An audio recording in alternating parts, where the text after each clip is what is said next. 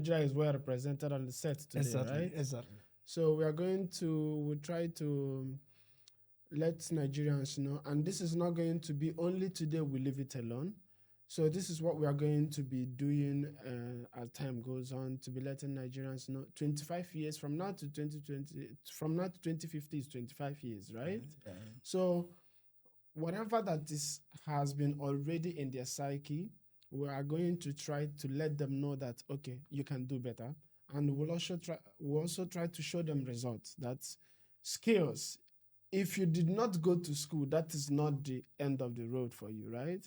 You can learn anything that you want to learn. There is coding. There are a lot of things that you can do right now to help the society. 400 million people is going to be after India, China, then Nigeria, overtaking United States of America, right? So the workforce, 400 million is a lot of people. Exactly. So if 30 million people can take it serious, they can provide a lot of jobs. They can provide a good environment for Nigerians. So that is what we are trying to let them, that is what we are going to deliberate and set today. So, Mr. Samson. My brother. Yes, you heard my intro, right? 400 million people. How can we go about, what can we start talking on set now? What can Nigerians start doing right now so that we will not produce a 400 million nuisance? Talking about 400 million people, I begin to imagine if we are creating 400 million consumers by 2050, where will Nigeria be? It would be like, Michael Jackson's slide, when he's sliding backwards. Yes. He'll be sliding backwards for how many decades? If we are not being productive. Because Nigeria still remains a consuming nation. A nation where we have creative people, but yet no creative assets on ground.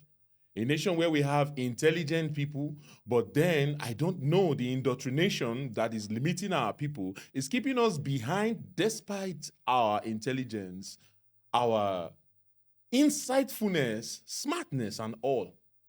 So if we are beginning to create 400 million consumers by 2050, then I'm sure Nigeria will be exiting from its popularity right now.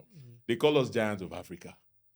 Are we going to just be giant by population, or we're going to be giant by being the biggest consumers, or we're going to be giant by, sending back our creativity to influence other African nations as the real giant?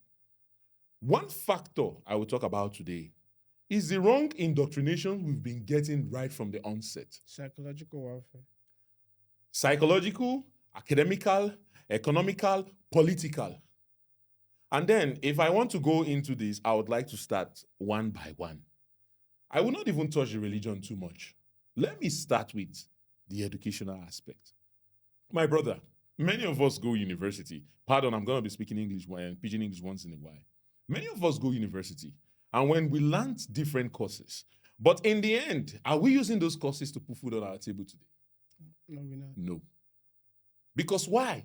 It seems like after the British colonization and then their exit, we all just learned some few things we learned from paper that we cannot bring into reality. We cannot relate these things that we learned to reality.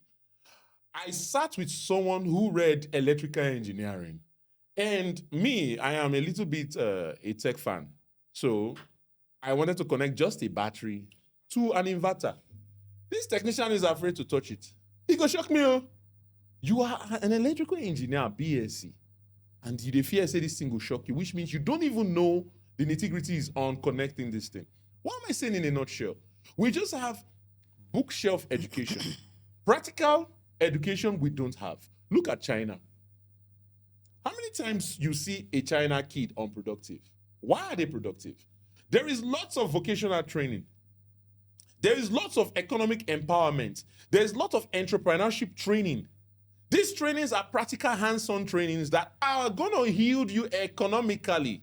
Not these delayed tactics that we call education in Nigeria, where you waste how many years in primary school, you waste how many years in secondary school, you go to university, you waste how many years, and then they give you NYSC to waste another extra year, and then you still come out unproductive. The same government who told you, read and become the leader of tomorrow, will still come and tell you, get a POS and start your life.